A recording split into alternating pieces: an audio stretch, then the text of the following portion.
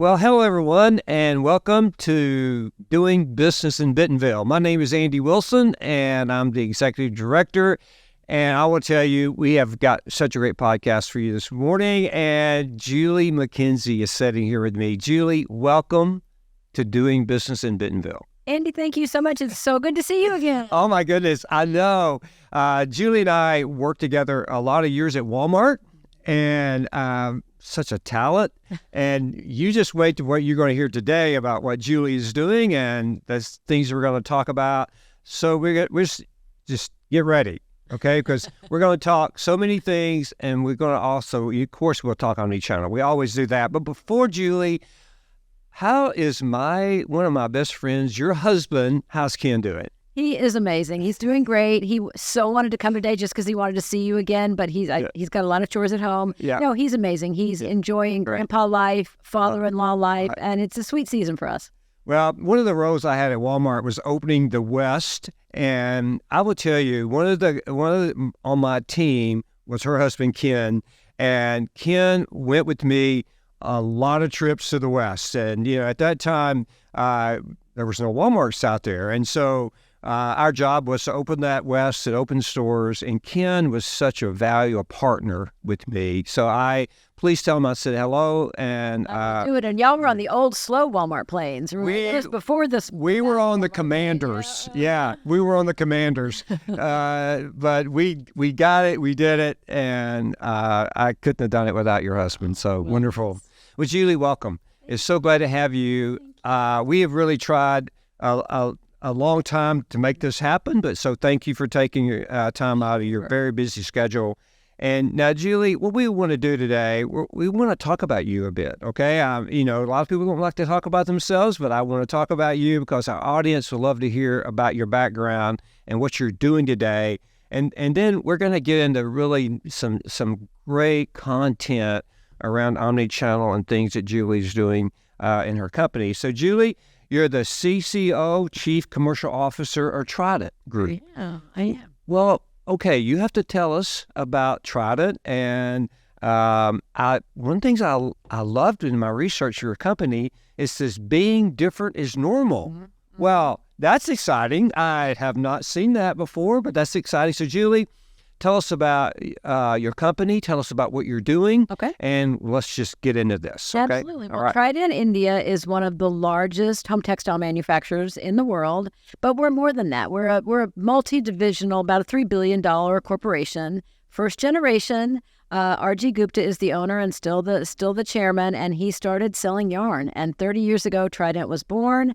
Right now, our biggest divisions are home textiles, spinning. We are in and of itself the division of the biggest spinner in India, and we have an amazing paper division that is just kind of gaining a ton of momentum. And the thing I love about the paper division is it's completely eco-friendly.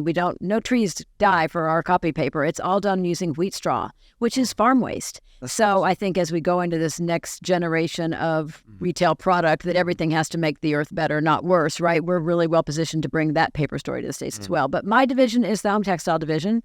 That means sheets and towels and bedding, bathrobes. Yeah. So we are completely vertical. Everything comes in our door as a bale of cotton, goes out the other end as a finished product. We don't.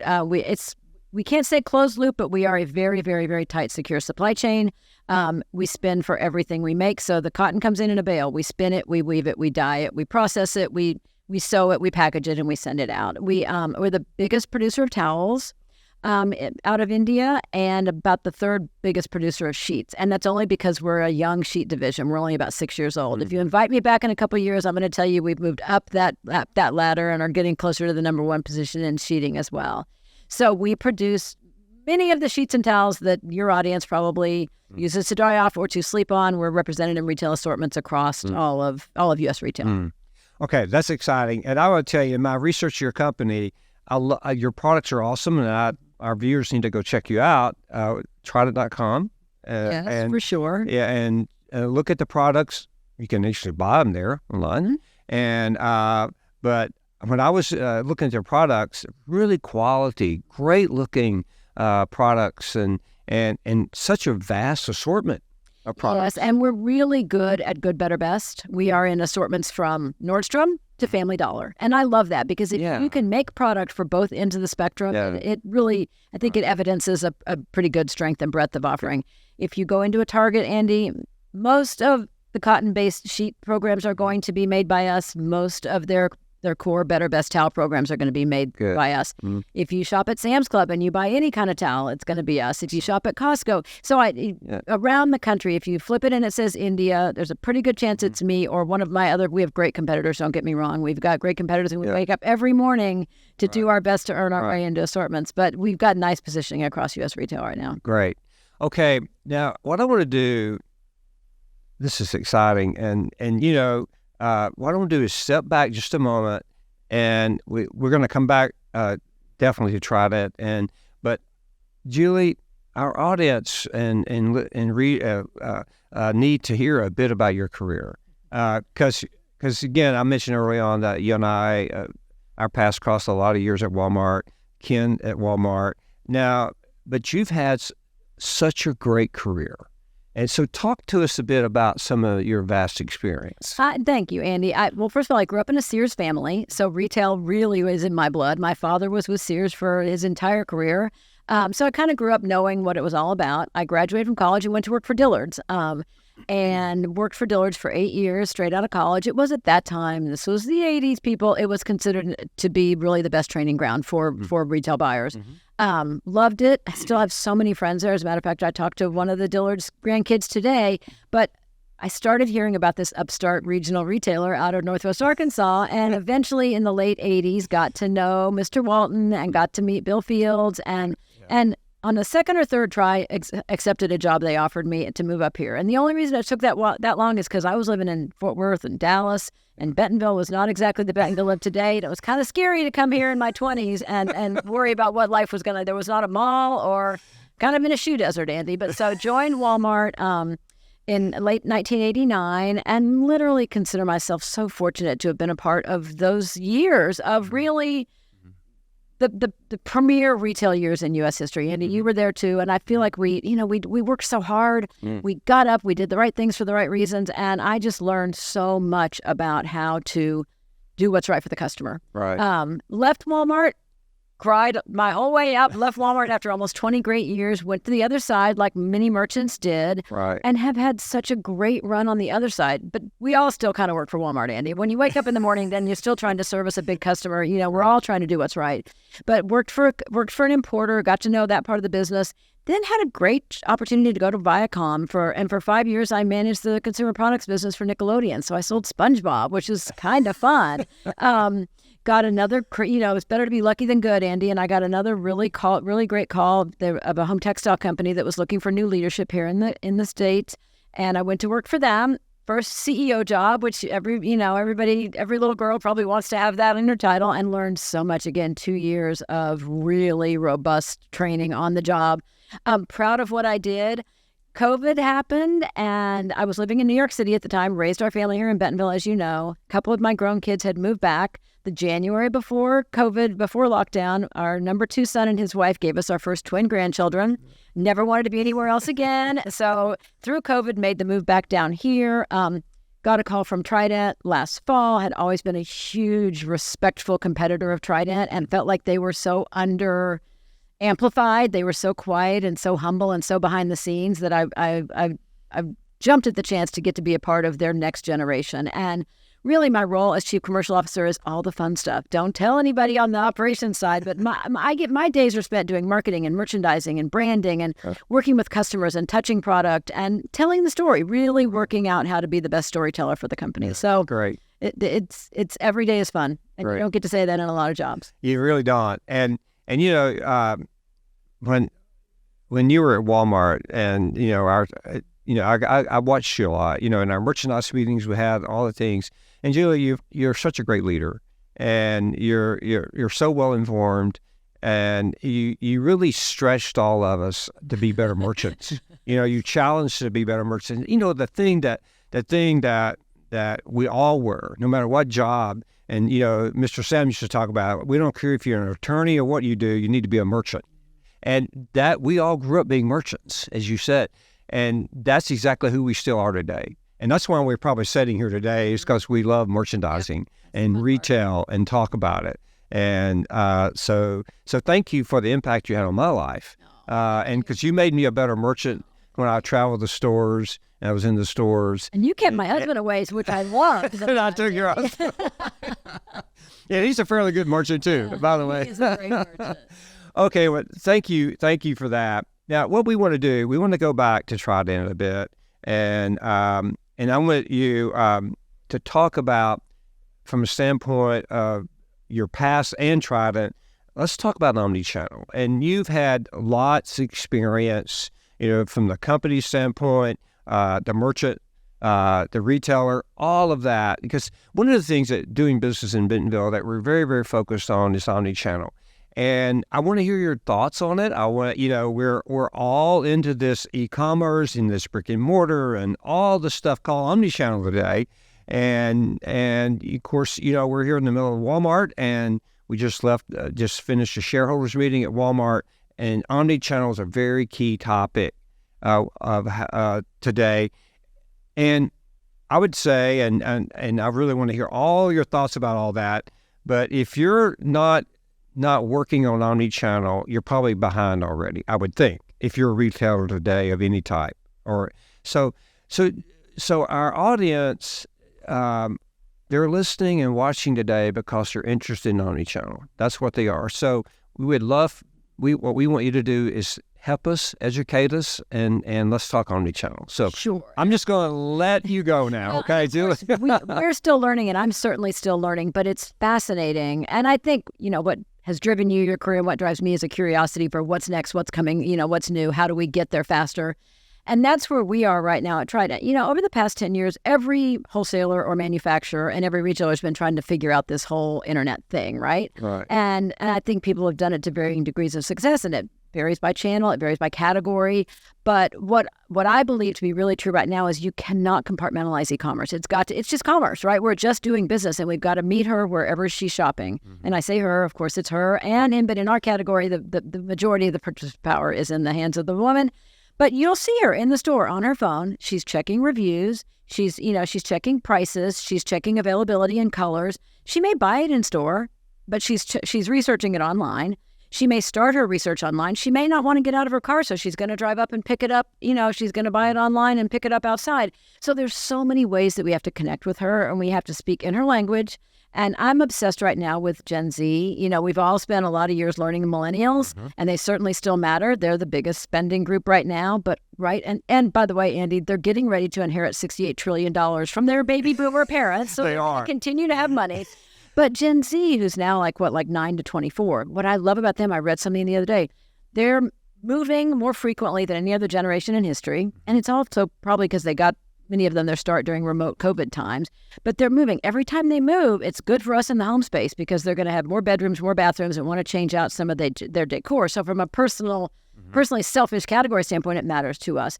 But millennials will become the largest spending group by 2030. I mean, Gen Z will become the largest spending group by 2030. So now we've got to serve boomers who still have a little money, aren't doing as much, shopping as the other cohorts, millennials who are still powerful, but more sedentary, and then this new Gen Z who, again, digital natives. These kids don't know anything but screens their whole lives, right? So speaking to them in their language where they want to be spoken to is really, really important. And so we're not even talking about e-commerce.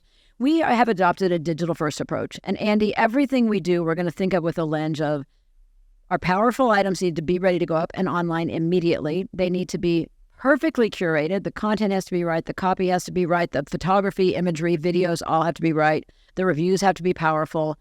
But it's different than we were doing a few years ago. A few years ago, we wanted to put everything up online. Mm-hmm. Therefore, nothing ever really got traction or scaled. I only want to do my top 20% of the things I think might be the next great item. I want to get them up, configured right, priced right, and ready to go so that then we learn. It may test and learn, and it may get me brick and mortar placement. I would love that. Mm-hmm. But in these categories, it's going to scale online at some point anyway. If you get them on the right marketplaces, you get them out on your own website, and you get the right retailers.coms involved, you're going to build enough momentum to scale. It requires a logistics network that is probably more sophisticated than many of us have had in the past because you're going to have to these crazy young kids, they want it and they want it tomorrow, right? Correct. And there is a little Gen Z backlash. They love shopping in stores. Right. We just did a research on back to college. They want to shop in store. They want to do their research online, but they want to touch it and feel it. And in the home categories, they're tactile, right? Towels has a lower ramp up in penetration online than bedding.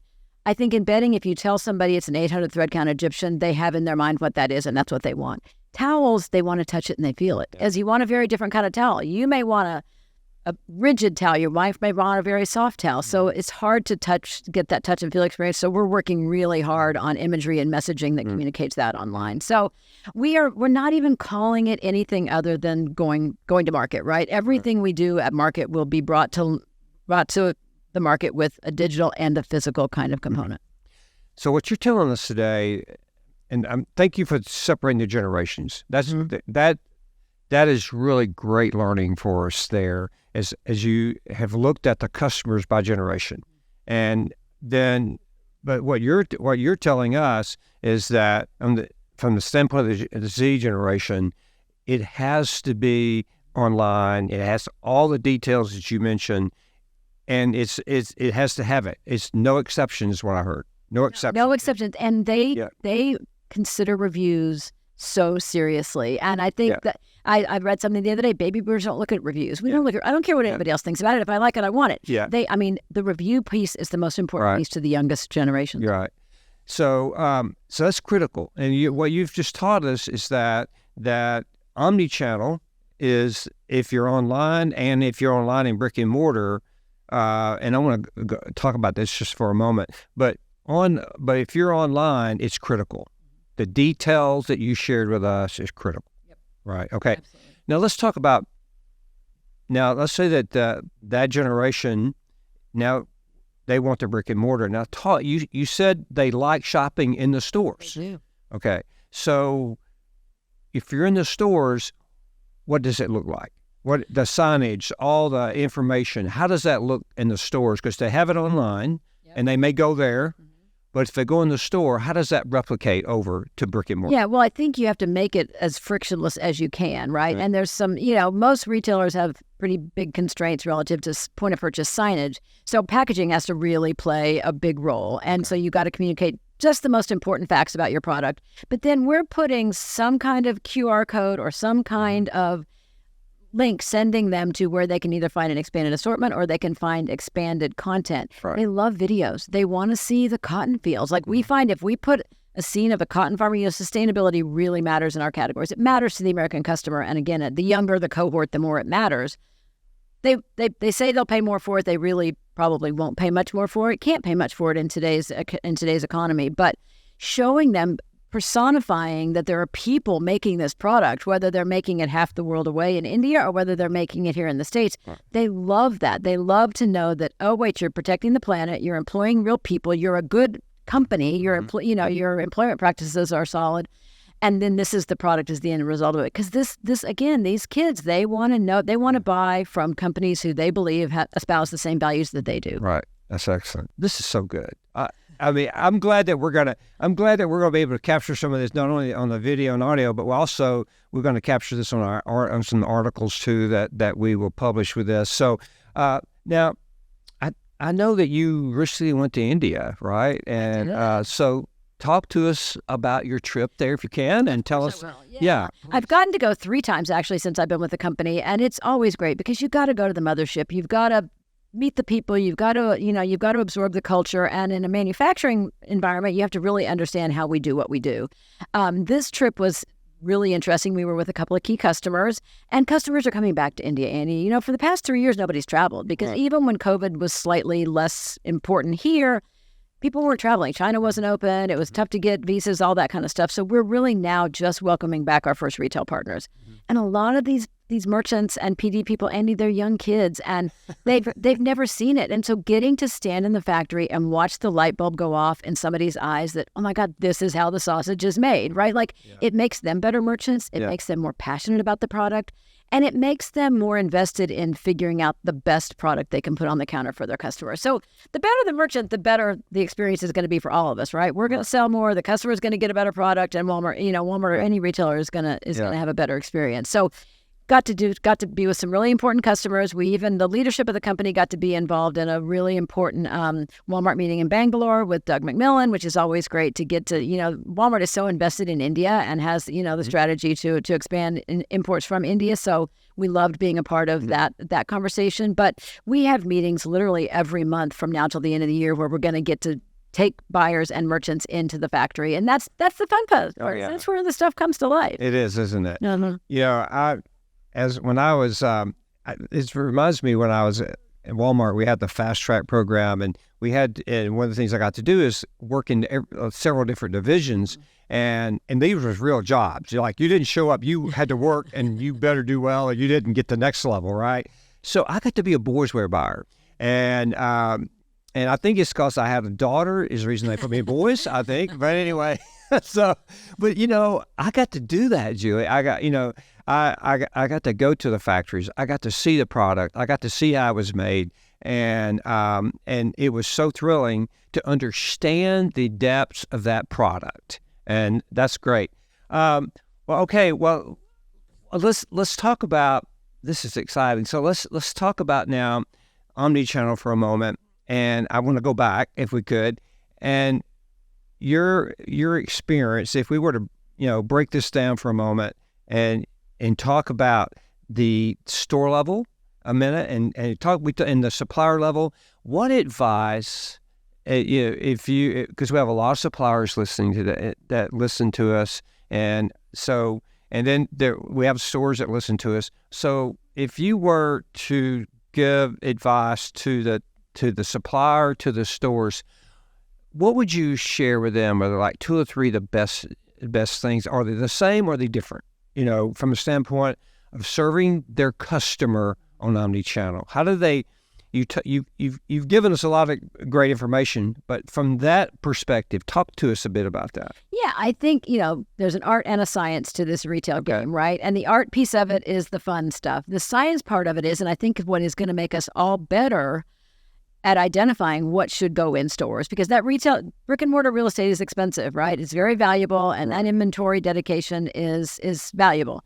I think by learning and really studying, because this is still a numbers business, Andy, we still have to, and I'm super proud to be a part of a company. Trident invests so heavily in, whether it's syndicated data like NPD, we're one of the first to sign up for Illuminate, for the full Illuminate subscription. Okay. We have a great partnership with Wakefield on consumer research. We work with the folks at McKenzie. And so we really work hard to study all the science part of it. Okay. And I think properly curating your assortments online and in store is going to be really the key to success going forward, because you can't have 28 colors of a towel anywhere. Right. So I have to be able to tell my merchant, this is exactly what you need in your store, because I know how it sold online and how it behaved. Because again, we're drilling down with whether it's our focus groups or whether it's NPD data, we're looking at income demographics, ethnicity, urban, rural, college, affluent. We're really studying it all so that we can come up with, again, a bespoke assortment that is right for the retailers in a given area. Store of the community is back a little bit at Walmart. I think they're calling it something a little bit differently, but it's hard to get it right for 4,000 Walmart stores or 2,000 Target stores or 1,000 Costco clubs.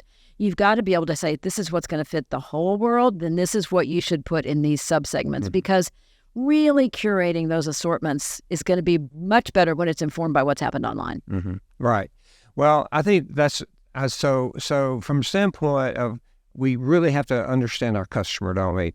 So let me ask you this question. From a standpoint of a supplier and a retailer, I remember the conversations we used to have on Friday merchandise meetings. We talk about the customer all the time, right? I mean, we always talked about the customer. Sam would always keep us focused on the customer, and we weren't talking about the customer.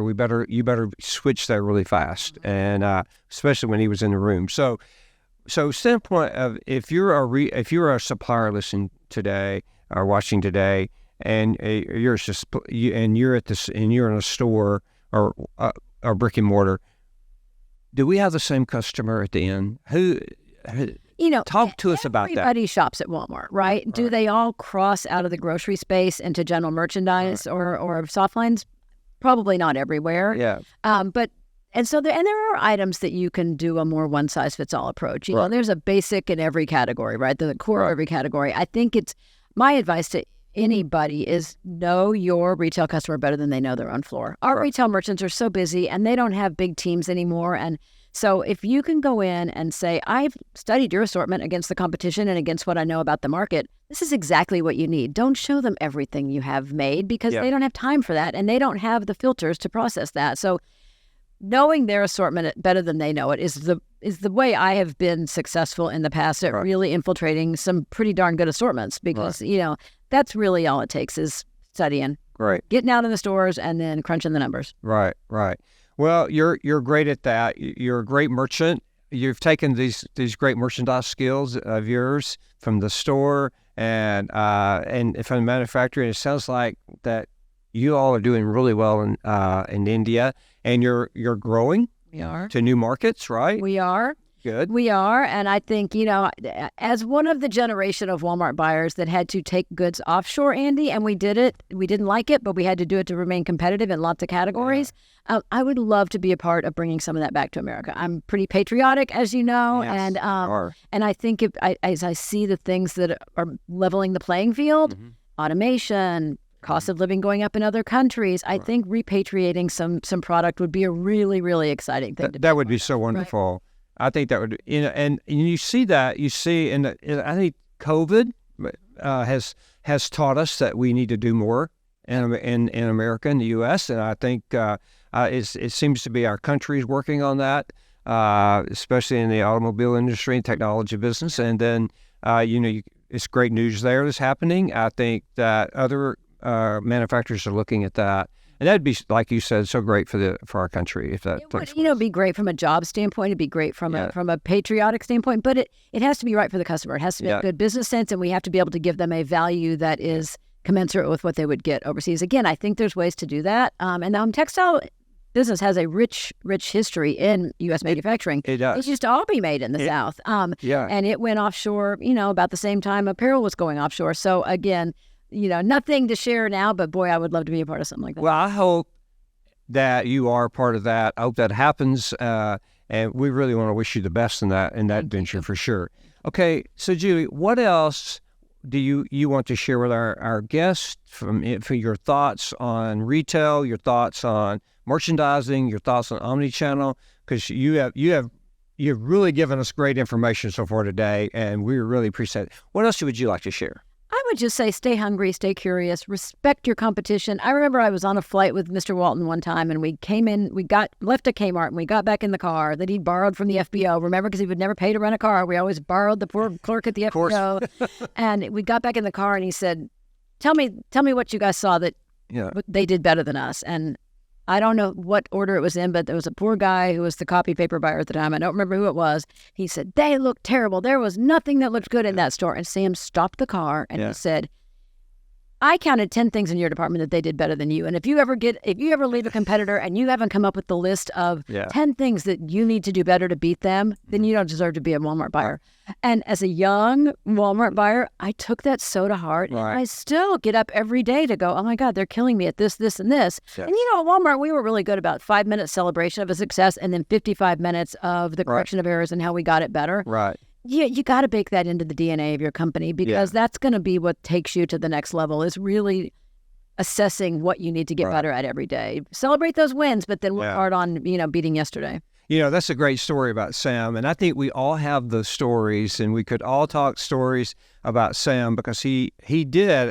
And I remember, I don't know if the celebrations lasted 5 minutes. I think they were less, actually. We would have a great month, a great quarter, and it was about a 5-minute celebration. And then you're exactly right. We talked 55 minutes about how we could do better. But I think that can be a healthy thing in the organization too. And I know it taught us that we're always looking. And one of my favorite stories, not now, but it wasn't favorite then, but it is now. But I know when I was a regional vice president, I was traveling to Louisiana. That was my area. And Sam, I got to fly with Sam in his plane. And that was a scary moment because he was the pilot. And he wasn't a very good pilot. He was good at a lot of stuff. It was never focused well. And there's great stories about that trip. But the greatest learning that I had It was, and I know we had a great day, a long day. We landed back here in Rogers, the airport that night, and I went into the FBO. Sam had gotten his pickup truck that's at the Walmart Museum and went home, and I sat down at the FBO, and I thought about three things. I thought about my day, with the chairman. What a learning, but I sat down. And it's a couple thoughts, because, you just really, I didn't want to leave. I wanted to think through this. I was young, and I just, had a day with him. And, there's a couple things that you have said already, and that's what made me think of the story. I wrote down sort of my day, but here was my learnings. Number one, you already said 2 or 3 times in this about curiosity. What I learned, one of the things I learned that day, Sam was so curious. We would go to the competition, and he would talk to the customers. He would talk to the associates. He was down on his knee looking at understock, But we got run out of a couple stock rooms that day at Kmart.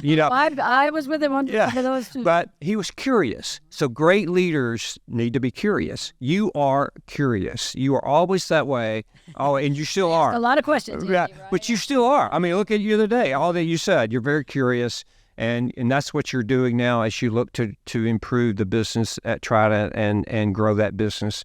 And the second thing that you've said today, that I wrote down on my list, is that Sam united people and ideas.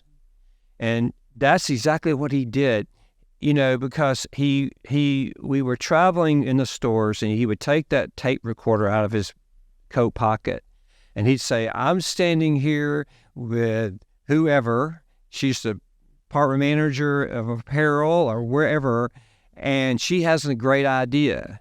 And he would tell in that microphone, that recorder, that idea or issue or whatever.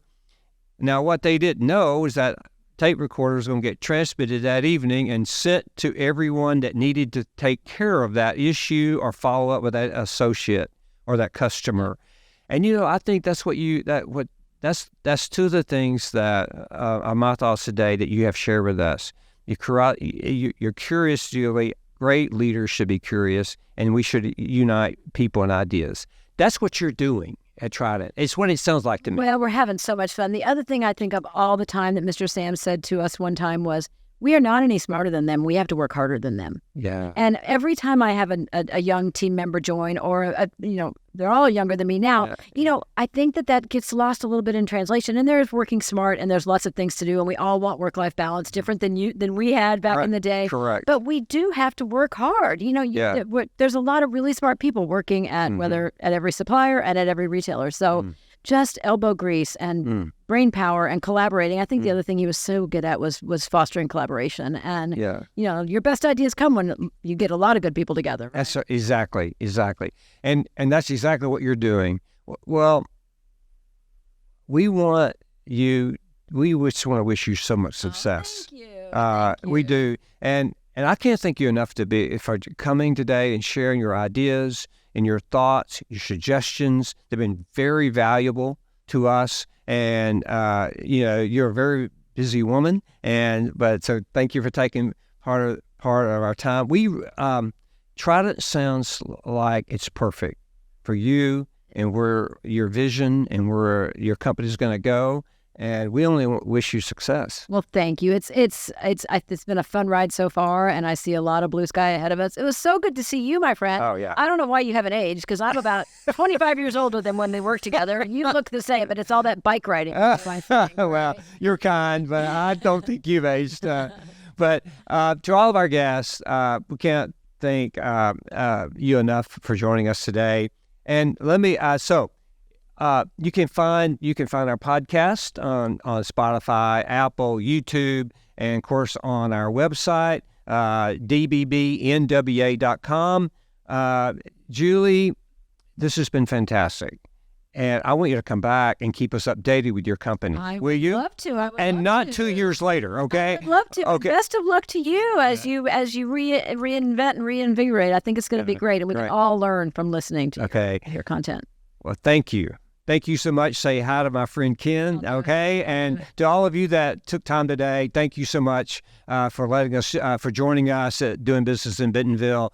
Have a wonderful day. Thank you, Julie. My pleasure. Okay. Thanks, Andy. Goodbye, everyone. Bye.